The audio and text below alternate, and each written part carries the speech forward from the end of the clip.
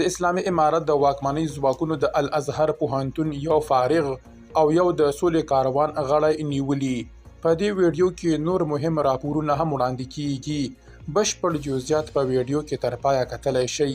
درنو لیدونکو ستړي مه شئ.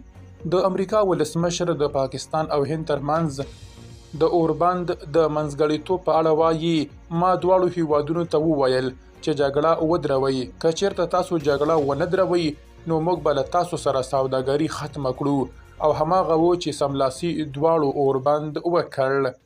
د اسلامي امارت د واکمنۍ د امر بالمعروف وزارت چارواکو ویلي هغوی چې له ټولنیزو رسنیو څخه نامشروع ګټنه وکړي نو جدي او قانوني چلند به ورسره وکړي.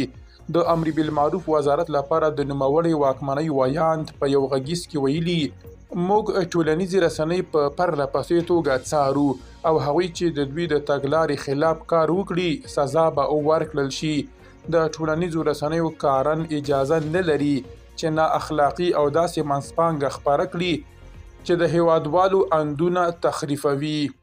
په دې غږیز کې مسافرو هیوادوالو ته هم خبرداری ورکړل شوی چې دغه اصول پلي کړي.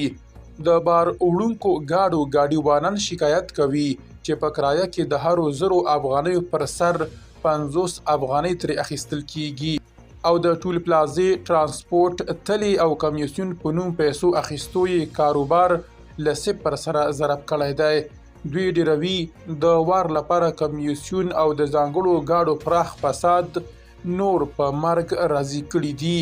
دغه ګاډیوانان وایي د ملا هیبت الله په امر هر شرکت ته د خپلو مالونو د وړلو اجازې ورکولو د ځانګړو ګاډو شمیر څو برابره ډیر کړی او دا مهال یوازې په هرات کې د ځانګړو ګاډو شمیر څه باندې 2000 ته رسیدلی دی. دوی وار ته نه دریږي او هر وخت چې هر ځای ته وغواړي بارګیري کوي. هر شرکت د خپلې ګټې لپاره د پیسو په بدل کې نورو ګاډو ته هم اسناد جوړوي او د ځانګړو ګاډو په لړ کې یې ډیر کړي دي. خبریال سعید شینواری لیکلي له الازهر څخه د فارغ دینپو بشیر حنفي او د سولې کاروان غړي عبدالمالک همدرد نږدې دوستان خبر راکوي چې دغه دواړه د هلمند د لښکرګاه او ګرشک استخباراتو نیولي.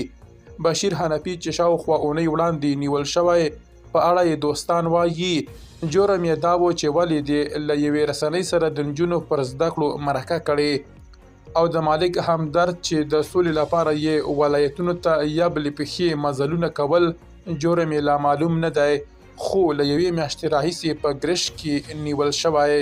درنو لیدونکو له ملتیا مو مننه.